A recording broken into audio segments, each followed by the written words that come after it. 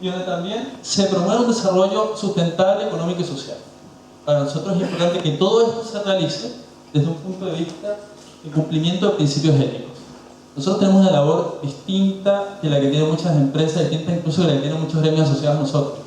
Nosotros tenemos mucho que hacer por marcar el deber ser de las empresas, lo que las empresas tienen que hacer para mejorar las relaciones en el país, la productividad, pero también las relaciones laborales. Nosotros cuando observamos el mercado, el mundo laboral, cuando observamos el país, cuando nos contextualizamos frente a una discusión laboral, tratamos de tomar en cuenta ciertos indicadores. Aquí coloco algunos, y coloco 4, nosotros vemos mucho más que 4, vemos 6, 8, 10 a veces, pero les coloco 4 rápidamente para contextualizar cómo nosotros estamos viendo las relaciones laborales, la relación productividad-trabajo justo, por ejemplo.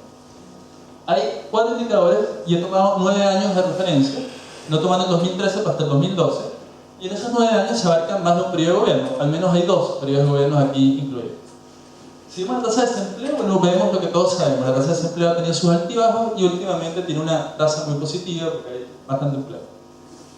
Si vemos el salario mínimo, vemos la evolución del salario mínimo, vemos cómo evoluciona año a año, cuál es el porcentaje y cuál es el monto que va cambiando, hasta el recientemente aprobado, que no está incorporado porque es el año 2013 y fue recientemente aprobado. Vemos la pobreza, también vemos cómo la pobreza ha evolucionado, en el cuadro que sigue les muestro más rápidamente cómo la evolución ha sido mucho más potente que lo que dice Mira. No obstante, que en el año 2010, y por eso tengo marcado en rojo, se ve cómo la pobreza salta una vez más en Chile, producto del terremoto. También vemos el crecimiento del país, vemos que el crecimiento ha tenido sus altibajos, en promedio ha sido bastante positivo, salvo el año 2008, donde efectivamente ocurre una crisis financiera internacional muy importante.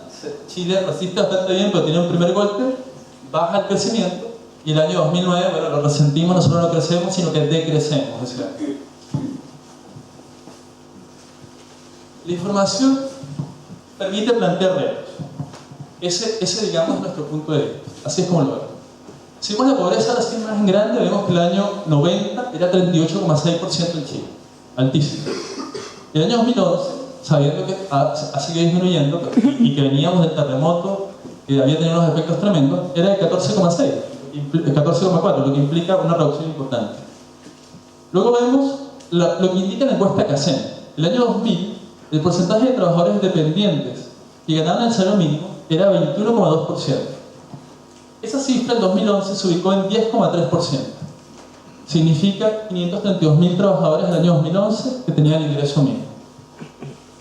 Después vemos los calificativos, los análisis, que son las cifras nada más. Ahora, entre el año 1999 y el tercer trimestre de 2012, el PIB de Chile creció 5,2%. Y aquí comienza a aparecer por primera vez el tema que nos convoca. No obstante, en las últimas 2 décadas, la productividad total de los factores, no solo laboral, sino de los demás factores que influyen en la productividad, de los cuales el trabajo es uno de los factores nada más, creció solamente 1% en 20 años. Según la CEPAL, aquí hay un dato muy duro que no se puede dejar de señalar en ningún foro, Chile es el 8º país más desigual de América Latina y el Caribe. De los 17 países analizados, Chile es el 8º más desigual. Y si nos comparamos con los países de la OCDE, que es este club de países ricos con los cuales nos estamos comparando desde hace unos años porque queremos mejorar nuestros estándares, somos el último país en materia de desigualdad salarial. Hay un tema entonces en la productividad y hay un tema en la desigualdad salarial. Ahora, cuando nosotros vemos la información también tratamos de ver en un contexto, y ese contexto no puede ser solamente las cifras duras, sin analizar el entorno, qué es lo que está ocurriendo en el país. Entonces vamos a ver rápidamente 5 elementos de menos. Cuando uno ve a los adultos mayores en Chile, por lo menos, la encuesta que hace en 2011 dice que actualmente hay 2.638.000 adultos mayores. Ellos representan el 15,6% de la población. Esto ha ido creciendo y, según proyecciones, en el año 2025 habrá igual número de personas menores de 15 años que de mayores de 60. Situación que ya está ocurriendo en algunas partes del país. La misma encuesta refleja que hay más de 600.000 adultos mayores trabajando hoy en Chile y de ellos 13.000 personas son mayores de 80 años. En 1990, quienes tenían entre 60 y 69 años era el 96% hacia seguir trabajando. Hoy ese porcentaje llega al 30%. Un dato adicional, no separado porque está muy relacionado, es que la población total de Chile, 6,3%, presenta algún tipo de discapacidad. Y esas discapacidades son severas o moderadas. Ahora, de ese porcentaje, el 80% de los discapacitados son personas mayores de 60 años. Entonces tenemos un primer contexto, está creciendo la población adulto mayor, hay una mayor tasa de supervivencia, ha mejorado en algún aspecto de calidad de vida, hay más gente trabajando y la tasa de natalidad se está reduciendo. Migración laboral. En Chile se habla mucho de que ha aumentado mucho la migración laboral y que está llegando mucho extranjero. Por cierto, me acento porque viví muchos años en el extranjero. Según datos del 2012, entre 2007 y 2011, las visas extranjeras, visas de de trabajo, sumaron 168.491 visas de trabajo, personas que llegaron a trabajar a Chile. La población residente en Chile, que nació en el extranjero, aproximadamente representa el 2% de la población.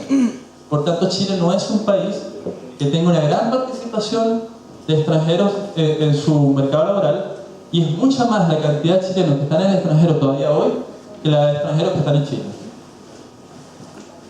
Mujeres en las empresas. Otro aspecto que también hay que considerar para tomar las cifras en contexto. La participación de las mujeres en el empleo siempre ha sido reducida. De hecho, siempre Chile ha estado detrás de los demás países de América Latina y mucho más detrás del resto de los países del mundo. Hoy la tasa está sobre el 47%. Sigue siendo una tasa muy inferior a la tasa de participación masculina en Chile. Pero si bien eso ha aumentado, y eso es un dato importante, ese dato es menor si consideramos que la brecha de remuneración que existe entre hombres y mujeres sigue siendo muy alta. La brecha al año 2011 llegaba a 34,49%, menos de lo que recibían las mujeres respecto a los hombres que hacían los mismos trabajos. Esta brecha, además, curiosamente, ya que estamos en el ambiente de universidad, aumenta a medida que las personas tienen más capacidades y más estudios, cuando tienen también mayores responsabilidades. Es decir, una gerenta y un gerente tienen una brecha mucho mayor que personas que realizan otro tipo de trabajo. En el contexto, no se puede dejar fuera a los jóvenes, también estamos en la universidad. Si bien Chile ha disminuido su tasa de desempleo de manera importante, ha tenido un buen ciclo últimamente, y sale a 6,4%, en el caso de los jóvenes esta tasa es muy, muy elevada. Si lo vemos entre los jóvenes entre 15 y 19 años, la tasa es de 24,7% en el trimestre marzo y mayo de este año, 2013. Y si lo vemos entre 20 y 24 años, el desempleo es 15,2%. Históricamente en Chile la tasa de desempleo de los jóvenes suele ser más de 3 veces superior a la tasa de desempleo del resto de la población. Finalmente, para dejar esta información en contexto hasta aquí y después ir haciendo un acercamiento, también tenemos una situación. En Chile hay una cantidad importante de pueblos originarios y cada vez son más personas las que se reconocen como parte de ellos. La CACEN en 2011 indicaba que 8,1% de la población de Chile, que es 1.369.563 personas, se reconoce como parte de los pueblos originarios.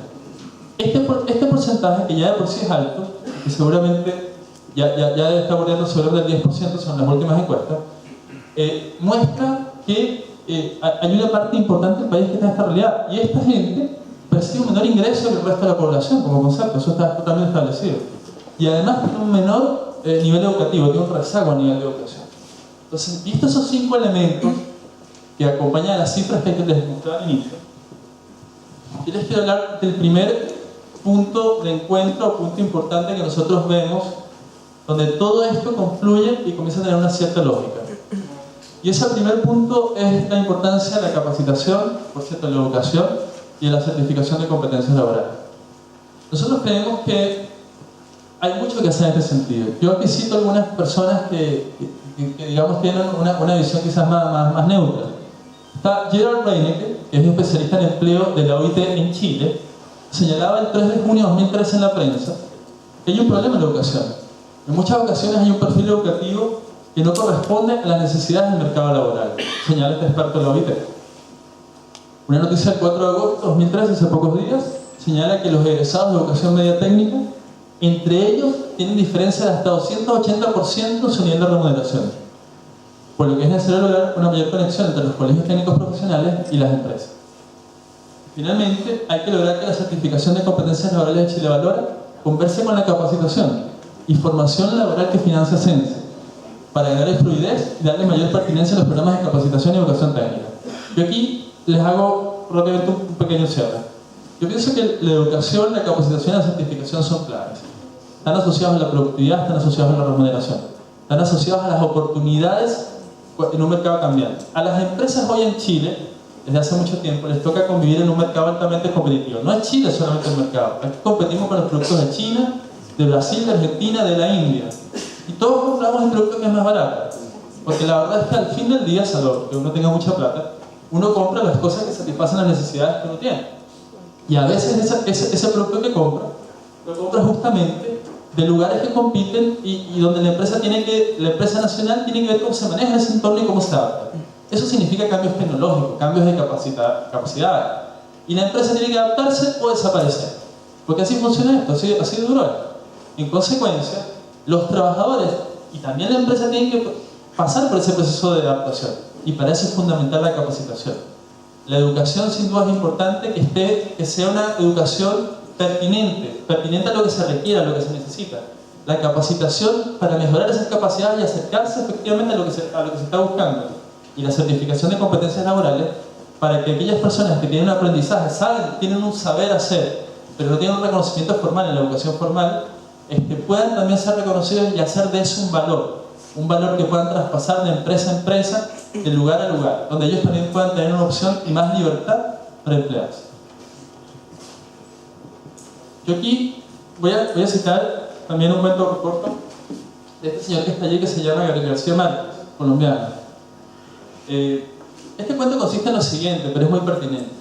Él contaba que había un científico que pasaba muchas horas analizando y estudiando distintas fórmulas para conseguir soluciones a distintos problemas. Y se encerraba en su casa en un espacio que tenía como laboratorio. Y pasaba horas y horas allí. Y tenía un niño, que era su hijo, de 5 años aproximadamente.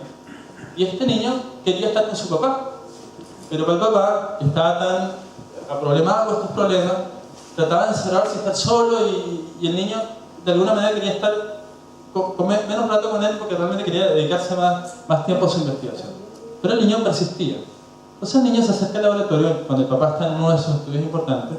Le dice: papá, vamos a buscar. Y el papá desesperado tomó una revista, y en esa revista hay un mapa mundi.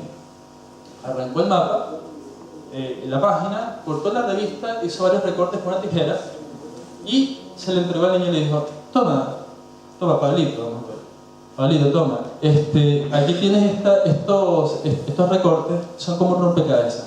Ve y ármalos y cuando vuelvas jugamos. Él calculó que iba a tardar 2 o 3 horas, quizás el otro día iba a llegar el niño. ¿Cuál era la sorpresa de él? Cuando a la hora y media llega el niño con el rompecabezas perfecto y el mapamundi totalmente integrado. Entonces, obviamente el científico paró a hacer todo lo que estaba haciendo porque no podía entender qué había pasado. Dice: ¿cómo tú pudiste armar un mapa si no lo conocías? No lo habías visto. ¿Cómo puedes haber armado ese mapa que además yo lo corté en varios pedazos?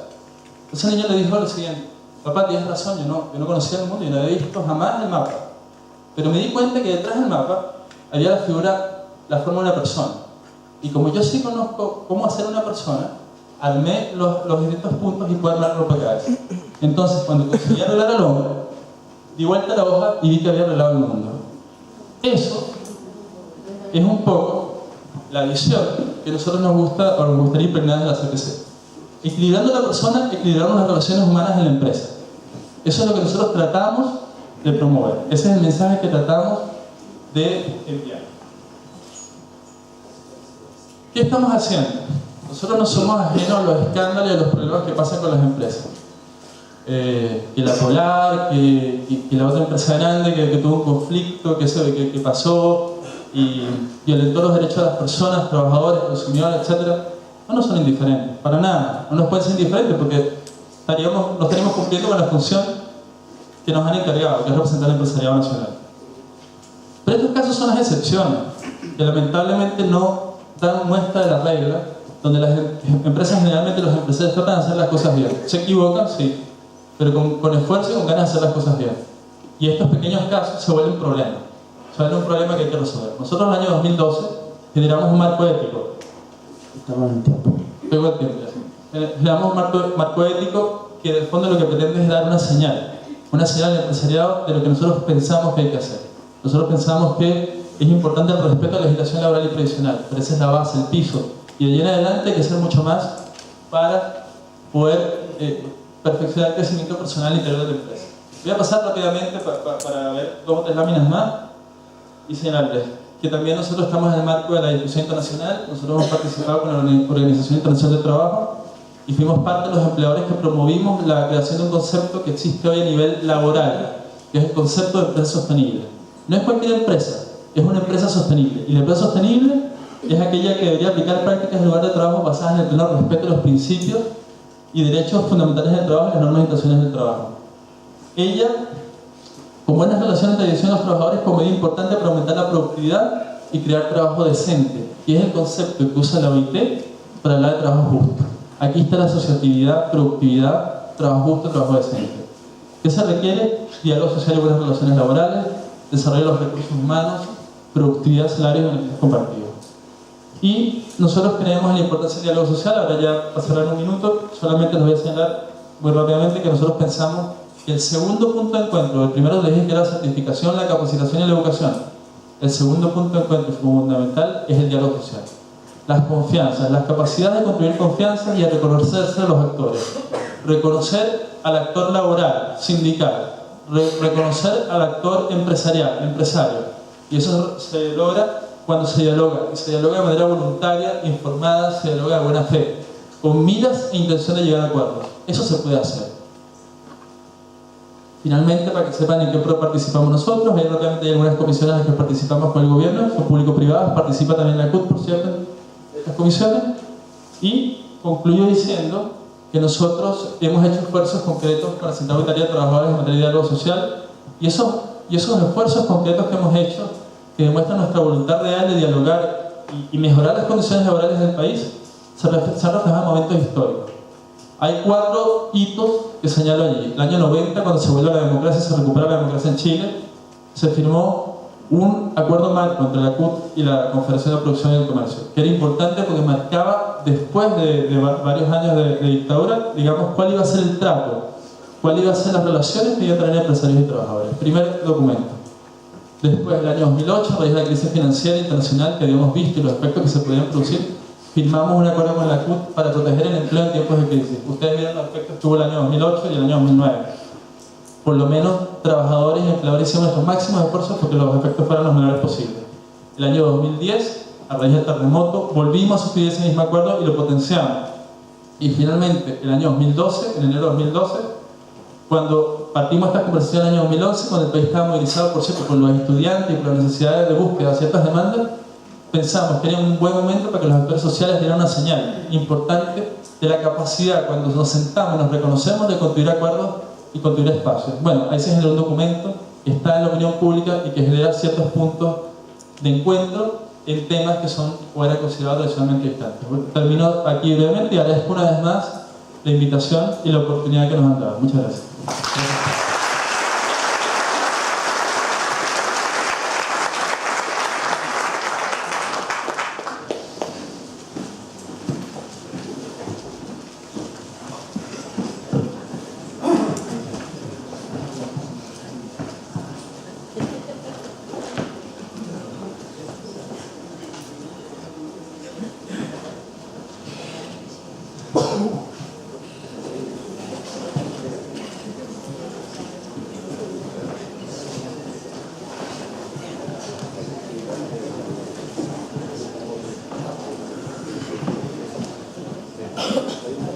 Bueno, en primer lugar, saludarlos, también agradecer la invitación que se ha realizado a la central, a los distintos actores para que nos podamos reunir en torno a un tema que para nosotros sigue siendo de absoluta relevancia, que tiene que ver con el trato justo, con la productividad, con el buen clima laboral, pero que sobre todas las cosas tiene que ver con las nuevas condiciones para pensar las reformas laborales y el empleo en Chile, que es un debate del que no nos hemos hecho cargo a cabalidad, que sigue siendo uno de los grandes ausentes en el debate nacional hasta ahora y que debiera tener, a nuestro entender, un alto impacto si es que efectivamente lo que se quiere hoy día en Chile es superar la desigualdad. Nosotros partimos como Central Unitaria de una premisa básica, y es que la desigualdad tiene expresión múltiple en diversas áreas, pero tiene un origen, y su origen está en las relaciones laborales o en las relaciones que existen entre empleador y trabajador. Si no superamos hoy día las dificultades, las tensiones, las diferencias que existen en materia legislativa, en materia laboral, si eso no lo logramos superar para equiparar condiciones entre trabajadores y empleadores, evidentemente que no vamos a poder dar el salto cualitativo que Chile demanda para el tiempo nuevo. para un mejor sistema educativo, para una nueva constitución, para una gran reforma tributaria. Nosotros decimos todo eso debe avanzar, pero también debe avanzar de la mano de reformas laborales. Porque un país que no considere, o lo voy a decir de otra forma, un país que tenga un gran estándar en materia de educación, pero que condene a esos profesionales, a los trabajadores, a quienes han desarrollado un oficio, a vivir 40 años de precariedad laboral, quiere decir que no está haciendo bien las cosas. Y hoy día Chile no está bien ni en educación, ni en materia laboral. Pero si se aborda una sola por separado de esas áreas, no vamos a estar asumiendo que es necesario hoy día generar profundas transformaciones, entendiendo que Chile está en un momento donde es posible pensar en esos cambios. Nosotros en el marco del seminario que se nos invitó, lo que estamos planteándonos como el gran debate nacional es la construcción de una nueva institucionalidad laboral. Porque podemos hacer múltiples reformas en materias precisas respecto de capacitación, condiciones de empleabilidad, condiciones de salida del sistema previsional, entre otras. Pero si eso no viene bajo un gran paraguas, que es construir una nueva institucionalidad laboral que les devuelva derechos a los trabajadores organizados, evidentemente que nos quedamos un poquito atrás, nos quedamos con una pata coja. Entonces nosotros decimos, si queremos un mundo laboral más justo y un país más democrático, no basta con decir hagamos reformas en algunas áreas. Comprometámonos a construir una nueva institucionalidad laboral que sea el gran soporte para el proceso que se debate en Chile, ya no solo en el marco de la elección, que es evidente, de aquí a noviembre, sino también en el marco de lo que eso va a poner sobre la mesa. Lo que se define hoy día en nuestro país es un proceso, así lo entendemos como central, que va a definir los futuros de Chile para 20 o 30 años. No se está jugando solo un proyecto de 4 años. Y eso es una cuestión mayor. Por eso, para nosotros hoy día es fundamental que grandes transformaciones en materia laboral se aborden. Y luego voy a hacer una reflexión muy particular respecto a lo propio que nos ocurre en educación. Yo quiero partir con la definición del trabajo decente de la OIT. Entendida como las aspiraciones de la gente durante su día laboral, significa contar con una oportunidad de trabajo que sea productivo, que produzca ingresos dignos, que ese es uno de los aspectos, seguridad en el lugar de trabajo y protección social a las familias, ese es un aspecto segundo, mejores perspectivas de desarrollo personal e integración a la sociedad, un tercer aspecto, y el cuarto, libertad para que la gente exprese sus opiniones, se organice y participe en las decisiones que afectan su vida, la igualdad de oportunidades y el trato justo, evidentemente, para todos los hombres y mujeres, trabajadores y trabajadoras. ¿Por qué quise partir con esto? Porque cuando nosotros hablamos de trabajo justo, o cuando hablamos de trato justo en el marco de las relaciones laborales, nosotros debemos partir siempre de un paraguas donde el trabajo lo comprendamos de una manera distinta a como se está entendiendo hoy. Colocar la definición acá tiene un sentido. Y es el sentido de que hoy día lo que se entiende por trabajo es un costo de producción. No se comprende el trabajo ni al trabajador en su más amplio sentido de la palabra. ¿Qué es lo que hace una empresa? Una empresa hace una distribución de gastos, dice, mira, voy a invertir en máquinas, voy a invertir acá, voy a invertir allá, y voy a invertir en trabajo. O voy a dejar de invertir en trabajo para hacer más rentable mis utilidades.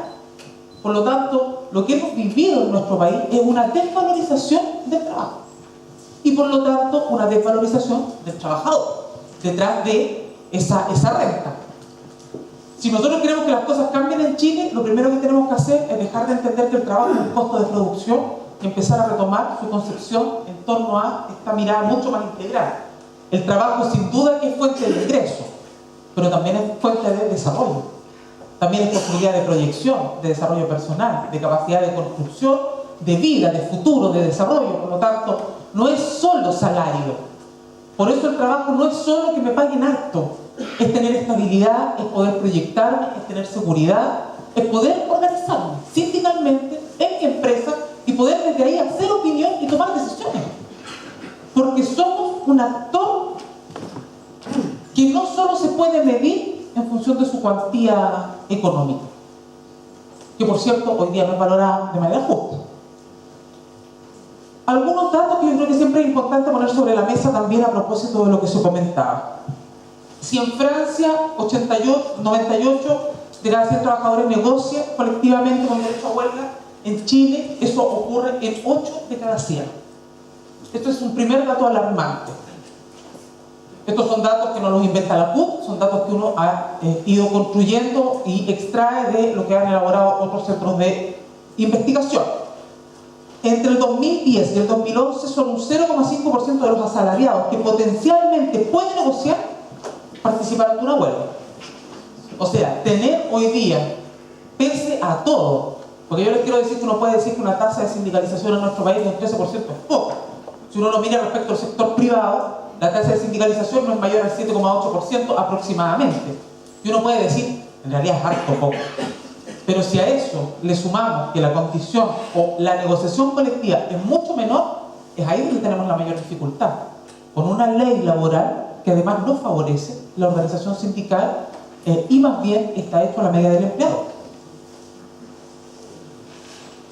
Otros datos importantes a propósito del debate de salario mínimo. Ahí hay un dato que está errado, nos equivocamos porque tanto hablar de 250.000 pesos nosotros nos terminamos ya, no nos podemos sacar la cifra de la cabeza. Pero el dato que nos entregaba, y estuvo Pablo, creo que también estuviste ese día en el seminario de la OIT, donde Andrea repite con una investigadora de la Universidad Adolfo Ibáñez, y yo digo porque, para que después no digan, oye, que la CUT está hablando de cifras, no, nosotros lo estamos diciendo con fuente. Decía que el 25% de los trabajadores en Chile no ganaba más de 199.000 pesos, no 50, esa es la propuesta nuestra de piso salarial, pero era 199.000 pesos.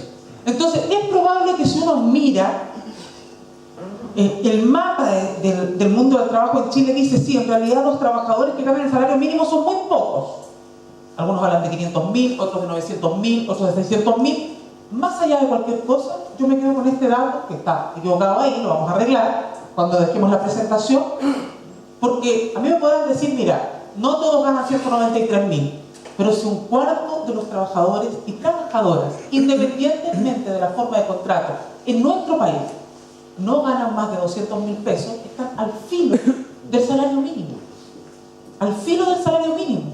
Entonces, el subir, el establecer un piso salarial mayor a los 210, llegar a los 250, que era nuestra propuesta, no tiene solo un impacto directo en aquel trabajador que percibe el ingreso mínimo, sino también en aquel que está muy cerquita, que está recibiendo ese salario.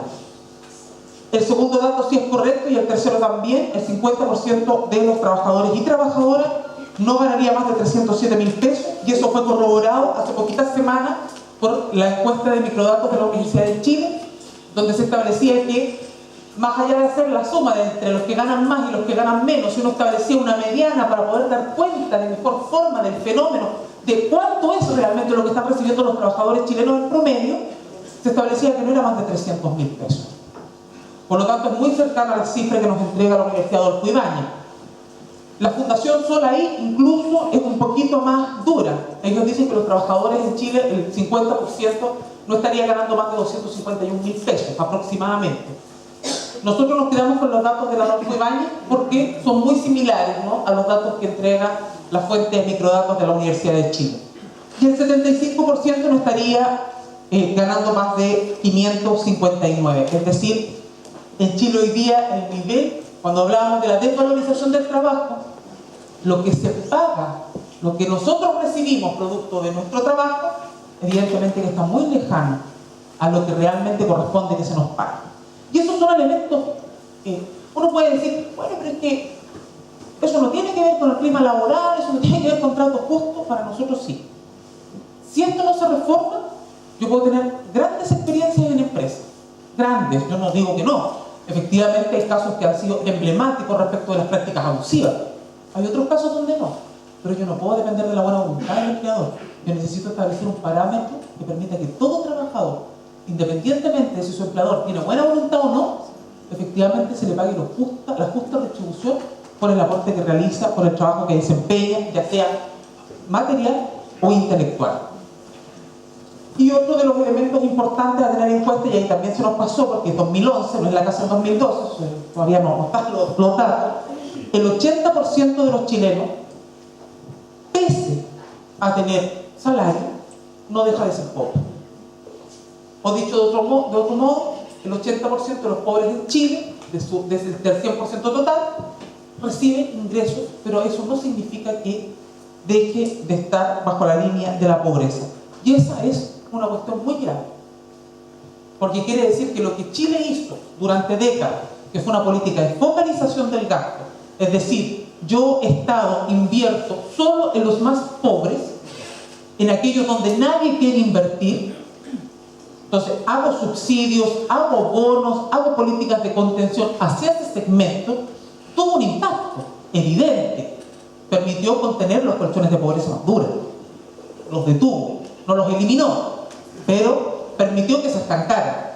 El problema es que, en función de poder focalizar gastos para atender a ese sector más vulnerable, empezó a precarizar a todo el mundo del trabajo, terminando nosotros, los trabajadores, muchas veces en condiciones de pobreza, pese a tener trabajo.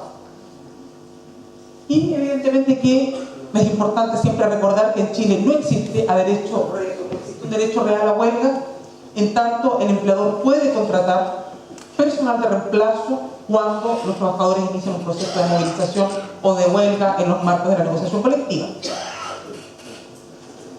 Estos datos para nosotros, ¿por qué son importantes decirlo? No porque nosotros queramos hacer una batalla campal de esto, sino para que se entienda la realidad en la que están los trabajadores. Porque yo puedo compartir que nosotros necesitamos diálogo social.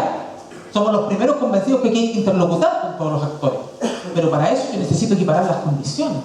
No puedo pretender generar políticas de diálogo social sobre la base de un empleador que tiene 1000 herramientas para poder presionar o exigir derechos a sus trabajadores, y trabajadores organizados que no contamos con ninguna herramienta.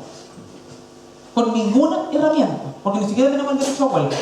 Entonces, en esas condiciones de desequilibrio, no es posible construir. Si yo quiero efectivamente avanzar en mejores políticas de diálogo social, contrato justo, lo primero que tengo que hacer es generar una institucionalidad laboral que empareje la cancha. Y sobre esa base empezar a construir. ¿Eso significa que no se puede hacer nada antes? No, lo hemos hecho, lo mencionaba Pablo, hemos tratado de hacer avances, pero si la legislación chilena no cambia en lo estructural, evidentemente que vamos a seguir siempre con una pata coja. Siempre con una pata coja. Y ese es el gran debate que nosotros creemos Chile tiene que hacer hoy día. Ojalá con la voluntad de todos los actores para que nos podamos sumar a eso. No solamente que los trabajadores seamos quienes los digamos, sino que todos los actores del mundo del trabajo también se sumen a ese esfuerzo.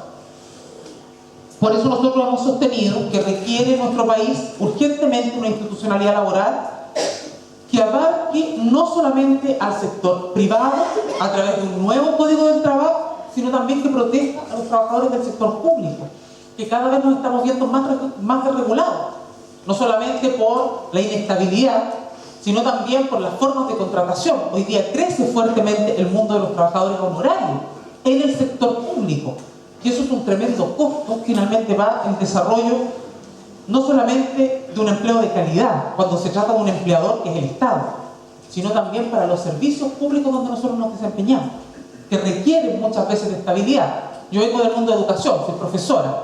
Para mí el problema de que un profesor tenga continuidad en el establecimiento no tiene que ver solamente con darle tranquilidad a él, tiene que ver con que tú tienes que hacer procesos con los cursos, con los alumnos, con los estudiantes. Y eso no lo puedes hacer si un año está un profesor, después viene otro, después viene otro, después viene otro. Al final no hay construcción de comunidad y de proyectos. ¿Y el costo quién lo paga? ¿Lo paga el profe? No, si nosotros vamos a tener que seguir buscando pega. ¿Quién paga ese costo? Lo pagan los estudiantes. Salas con 40 niños, los que hemos trabajado con hartos niños y con pocos, sabemos que mientras menos alumnos tenemos en sala, tenemos que trabajar más. Entonces, ¿el problema para quién es? ¿Para el profesor tener menos alumnos? ¿Ay, que va a flojear? No. Es bueno para el proceso de enseñanza y el proceso de aprendizaje de los estudiantes tener menos alumnos, porque puede haber una dedicación exclusiva a cada proceso. Ahora, muchos dicen, no, pero que ustedes quieren condiciones para ustedes. No, si cuando uno está pensando en condiciones laborales, lo que está poniendo sobre la mesa es un mejor desarrollo también de la pega que uno tiene que hacer. No es solo mejor salario, más estabilidad, porque entonces me quedo tranquilo. Es también pensar en las mejores condiciones para que el desempeño que tengo que hacer sea lo más eficiente y efectivo posible. Superar la mirada de un trabajo, como les decía, solo como costo de producción, comprendiéndolo en su más amplio sentido de la palabra, como fuente de ingreso, pero por sobre todo de desarrollo integral para el trabajador y para la sociedad. Una empresa que tiene trabajadores organizados, capacitados, con altos niveles de satisfacción, es una empresa que además tiene muy buenos niveles de rentabilidad y de productividad. Y esto está dicho no solamente porque lo dice la COP, digamos, porque la literatura así lo demuestra en los países donde los procesos de negociación son procesos de negociación garantizados. No sé qué fue lo que hay. Algunos elementos que nosotros hemos planteado, porque uno dice, bueno, ya, la CUT dice una cosa que es la nueva institucionalidad laboral. Es para el mundo público, para el mundo privado, para los trabajadores formales, para los trabajadores informales, para los trabajadores del campo y para los trabajadores de la ciudad.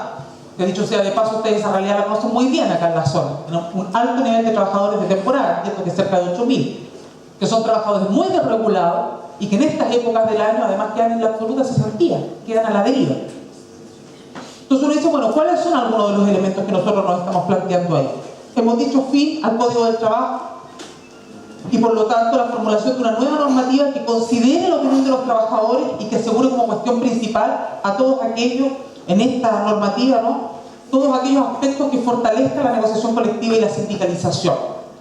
A mí a veces me preguntan, bueno, ¿por qué ustedes vinculan necesariamente el debate sobre negociación colectiva al debate de sindicalización? Yo les quiero decir que, a nuestro entender, empresas que cuentan con sindicatos fuertes son empresas que tienen además un interlocutor muy válido para poder avanzar y por lo tanto procesos de negociación que pueden ser mucho mejor llevados. Nosotros no creemos en los grupos negociadores como instrumentos. Creemos que el único y gran instrumento reconocido en la legislación debe ser el sindicato. Y yo voy a poner un ejemplo muy gráfico y de muy cortito tiempo. Movilización del 11 de julio. A nosotros se nos preguntó, ¿por qué cree usted que no hubo tantos desmanes en la movilización y la cosa fue tan pacífica y no sé qué, no sé cuánto? Y lo que nosotros respondimos fue que eso es porque hay organización sindical detrás. Porque cuando hay organización sindical, cuando uno cuenta con un instrumento de organización colectiva para la defensa de los derechos, evidentemente que ese instrumento no solo tiene una capacidad de interlocución, sino que también de orientación y de, digamos, y de canalización de las demandas de los trabajadores, que permite muchos mejores procesos de entendimiento, de avance y evidentemente de diálogo con distintos espacios. Por lo tanto, para nosotros el tema del sindicato, del fortalecimiento de la sindicalización es clave y fundamental. Algunos dirán, sí, pero mire, busquemos otra fórmula. Nosotros creemos que hasta ahora la única fórmula que ha dado el mejor resultado es el fortalecimiento del sindicato. Ojalá, ahora, eso es un debate quizás mucho más largo, ojalá sindicatos únicos por empresa, grandes y fortalecidos, que sean el gran instrumento que pueda negociar. El rol de la dirección del trabajo, voy terminando, que es una cuestión para nosotros clave. Pensar en una nueva institucionalidad laboral sin una dirección del trabajo que no tenga un rol fiscalizador importante es una cuestión que nos pesa. Porque la dirección del trabajo no es un ente neutro, como lo es la OIT, un tercero, neutral, que media, que interviene, que potencia la relación entre las partes. Es una institución concebida para la defensa del más débil dentro de la relación laboral. Rol que hoy día no se está cumpliendo. Y por lo tanto, a nuestro entender, ahí lo que necesitamos es cambiar la mirada respecto a la dirección del trabajo y, evidentemente, superar esta mirada casi exclusiva respecto de que sea un ente de mediación. Con todo el respeto que a mí me merecen los tribunales de familia, yo no puedo entender que la dirección del trabajo prácticamente vaya a tratar de resolver un conflicto como si se tratara de una relación de pareja. Es que pónganse de acuerdo, porque si hay nivel de asimetría, yo no puedo tratar de poner a las partes en equilibrio. Entonces, a veces puedo, sí, y muy bien, pero otras veces tengo que cumplir el rol fiscalizador que hoy día la dirección del trabajo no está cumpliendo a cabalidad.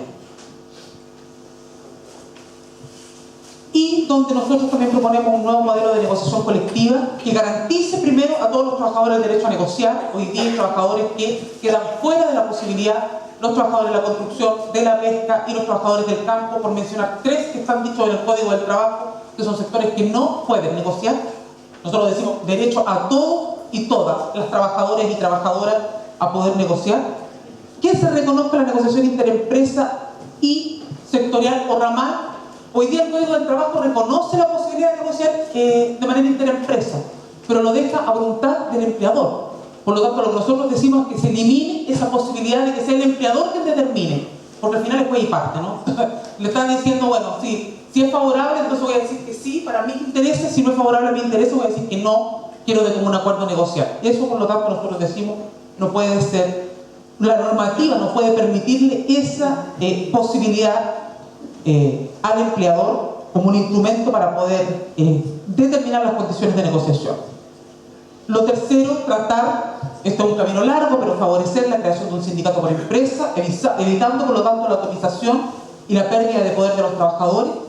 Validar al sindicato como único instrumento negociador que garantice que los beneficios ganados por este solo sean efectivos para que sean parte de la organización sindical, en primer lugar, donde el piso de negociación sea obtenido en los últimos procesos de negociación y no partir cada vez de cero. Que obligue a las empresas y a los empleadores a asumir como una tarea conjunta la capacitación y la formación continua de los trabajadores. Y evidentemente que la legislación debe encargarse de poner las partes en igualdad, protegiendo y dotando de mecanismos a los más débiles dentro de la relación laboral, que somos los trabajadores. Y evidentemente que un punto no menor, pero que debe estar muy presente en un debate sobre una nueva institucionalidad laboral, es la protección de la libertad sindical, imponiendo sanciones ejemplares a quienes despidan o practiquen acciones contra los dirigentes sindicales, de tal manera que eso también vaya generando ciertas normas de ejemplificación frente a aquellos que hacen prácticas de abuso en esa materia. Idea síntesis: si se quiere avanzar en mejores climas laborales, que de la misma manera mejoren la calidad de la vida de los trabajadores y la productividad de las empresas, lo primero es partir por devolver los derechos a los trabajadores. Y evidentemente que también se debe terminar con el desequilibrio excesivo en el que el empleador tiene muchas herramientas para presionar al trabajador, partiendo por los despidos, que es la más evidente, mientras el trabajador no tiene ningún instrumento para exigir sus derechos. En ese marco es que la central entiende el debate que se tenga que hacer sobre cualquier tema que tenga que ver con el mundo del trabajo. A eso nosotros le hemos sumado una demanda adicional, que es la demanda por un nuevo sistema de pensión. Nosotros entendemos el ciclo laboral como el ingreso al mundo del trabajo en las mejores condiciones para el hombre y para la mujer, para el joven y para el adulto, el desarrollo en el mundo del trabajo a través de capacitación, perfeccionamiento, herramientas de educación continua, pero también el momento del retiro. Porque si yo no tengo condiciones dignas para el retiro, no voy a producir el círculo virtuoso. Y por lo tanto, siempre voy a tener ahí un espacio de inmovilidad. Por eso, para nosotros, el debate previsional sobre un nuevo sistema de pensiones que termine con las AFP es una cuestión clave y fundamental. Si eso no se entiende como un debate de hoy, si estas materias que nosotros hemos puesto sobre la mesa, más allá de que se asuman a plenitud, si nadie está diciendo háganle caso en toda la CUT, pero si no nos atrevemos a hacer este debate hoy día, Chile no va a ingresar al nuevo ciclo que se está planteando. Y esta posibilidad, esta gran oportunidad de cambios y transformación para superar la desigualdad, se va a ver truncada. Y por eso la CUT va a trabajar. Ya estamos en ese proceso, pero vamos a seguir en ello, trabajando porque efectivamente el tema laboral, la reforma laboral o la nueva institucionalidad laboral sea una atención preferente para el próximo proceso. Y yo hago un llamado porque acá hay un tema que está muy presente en el debate, que es el tema educacional. La reforma educacional viene, pero yo les digo, trabajadores, si nosotros, los trabajadores de la educación, no instalamos dentro del debate de la reforma educacional nuestras condiciones laborales, puede que nos quedemos como el vagón de cola de todo este proceso.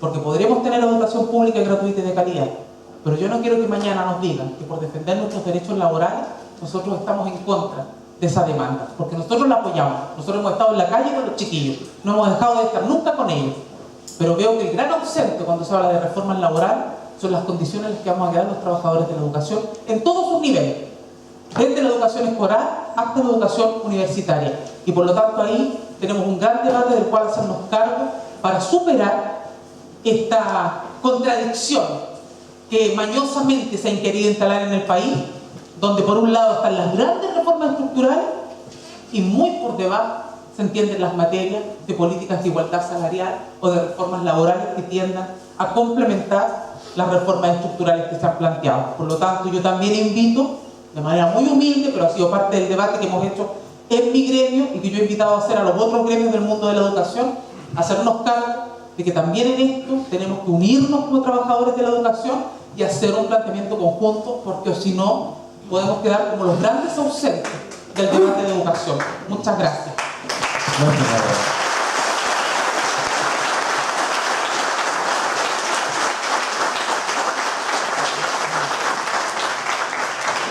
Como siempre, Bárbara, muy apasionada en tu intervención.